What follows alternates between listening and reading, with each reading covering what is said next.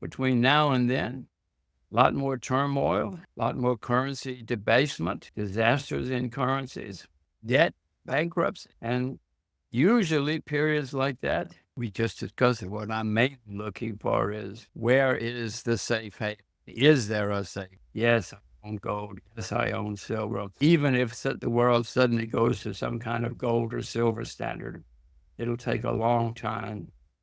It won't happen quickly. And in the meantime, there'll be chaos and confusion and disaster.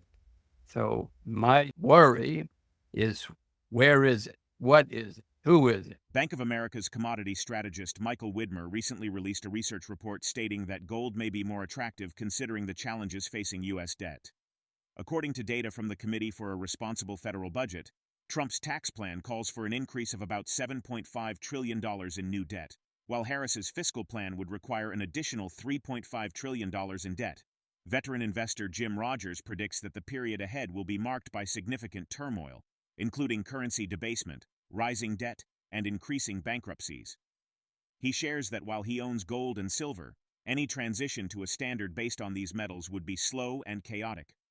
Reflecting on historical economic shifts, Rogers emphasizes that Britain transitioned from global dominance in 1924 to bankruptcy by the 1970s.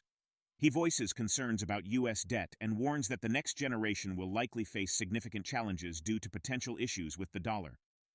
Over the past 100 years, the U.S. federal debt has increased from $394 billion in 1924 to $35.46 trillion in 2024. Meanwhile, gold is considered as an inflation hedge, as it has gained value, about 116% in purchasing power terms since January 1979. In regard to this, JimRogers discusses his investment strategy, revealing that he owns both gold and silver but would currently choose to buy silver. He underscores the importance of having these metals available during crises, viewing them as essential safeguards.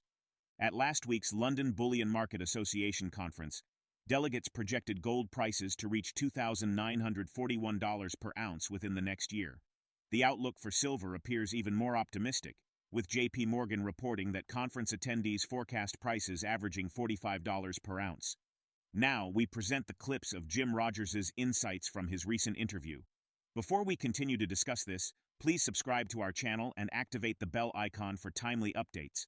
I think I know that most central governments, most central banks in the world know that if they print money, they will look good for a while. So I see national debts everywhere, skyrocketing everywhere. And the only solution that they see to that is to print much more money, increase the debts.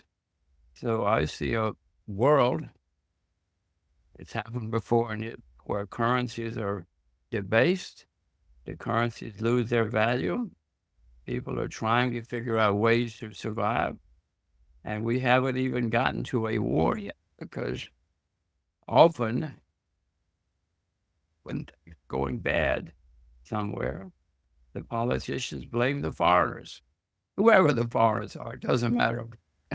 They always say, not us. We're good, solid human beings. It's those few horrible foreigners that are causing the problem. It's always happened that way, and I suspect they will again. Doesn't matter who the foreigners are, they find some foreigners. They always find some foreigners. So I see, well, between now and then, a lot more turmoil, a lot more currency debasement, disasters in currencies, debt, bankruptcies. And usually periods like that have some war. Am I suggesting any of this is good? No. I read enough. No, it's horrible. It's stupid. It's foolish. Is it going to happen? It always has. Well, this is 2024. In 1924, Britain was the richest, most powerful country in the world. The pound sterling that was all there was in 1924. As you well know, I'm sure, 50 years later, Britain was bankrupt, literally had bailed out by the IMF. Now, that went from number one with no competitor to bankrupt with the IMF paying their bills. Can that happen? Well, it has happened before, not just to Britain, to many other countries.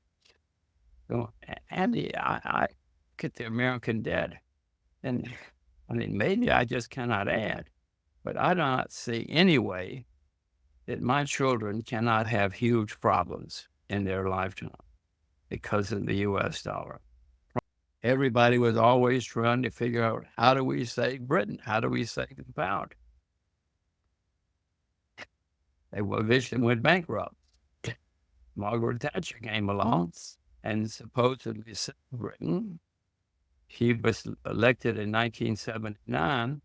That was the same year that the North Sea oil started flowing into Britain.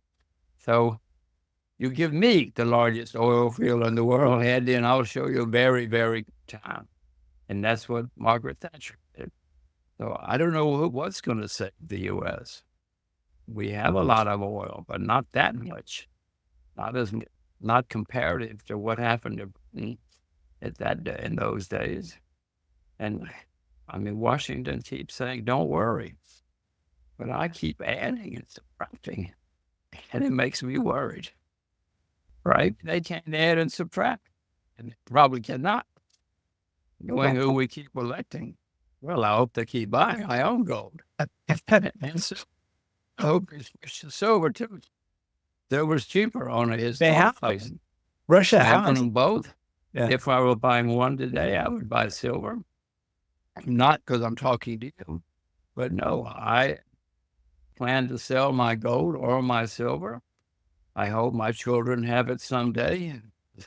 History is very clear that when there's a disaster, you want to have some gold in the closet. You want to have some silver under the bed. So I'm an old peasant. I got some gold and silver in the closet and under the bed. And I hope I'm smart enough to get some more. Various market analysts, including JimRogers, note that the U.S. is in a long period of prosperity, but warn that excessive money printing will lead to future consequences. He emphasizes that while it may seem beneficial now, someone must ultimately pay the price. Fundamentally, Rogers shares that he owns a lot of U.S. dollars despite his doubts about this. He is actively searching for a competitor to the dollar, but hasn't found one, except for precious metals. According to the CFA Institute Global Survey, the most common projection from respondents was a transition to a multipolar currency system, while some also believed that a digital currency, or a hard currency, such as gold, could replace the US dollar as the dominant global reserve currency. Moreover, 63% of respondents expect the US dollar to lose some of its reserve currency status within the next 5 to 15 years. This figure rises to 72% among respondents from BRICS countries, with 84% in India alone anticipating a shift in the dollar's global standing. Cautioning against complacency, JimRogers warns that wild inflation is inevitable and likely to be severe. Despite reassurances from Washington, he believes this pattern will repeat itself. Let's get back to the interview. I own a lot of U.S. dollars right now, and you'll probably, well, why? And I own U.S. dollars because when things go wrong, people look for what they think is a safe haven. At the moment, the world thinks the U.S. dollar is a safe haven. It's not, but they think it is, so it will be for a while. Now, I own a lot of them. And your question is, what comes next to compete with the dollar? And Andy, I don't have an answer. I hope you do, because I look for it every day. And so far, I've not found it. In theory, it could be the Chinese currency, but the Chinese currency is not convertible. So you cannot have a world currency that's not even convertible. So I don't see one out there. I don't see the euro pulling it off. I don't see anybody. If you know what's coming next, please do not announce it. Please send me a private email, because I'm looking every day, and I don't see anybody on the horizon.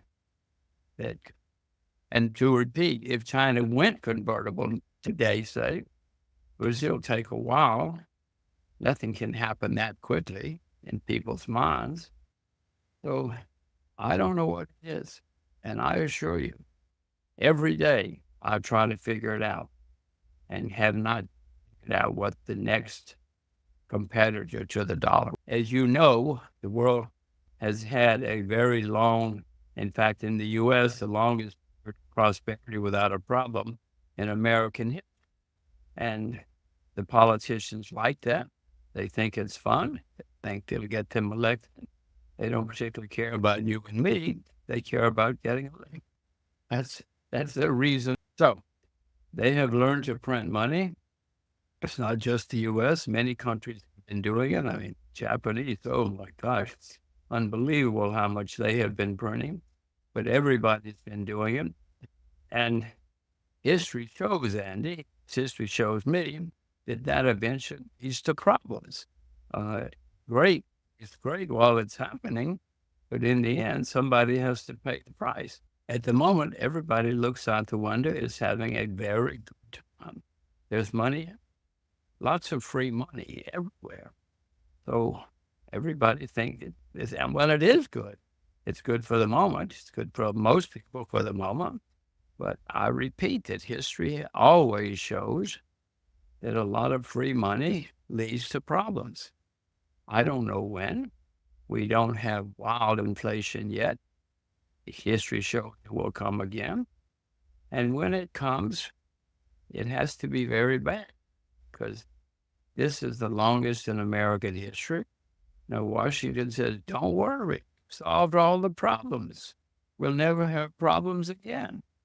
The Secretary of the Treasury, Yellen, said, don't worry, you got it under control.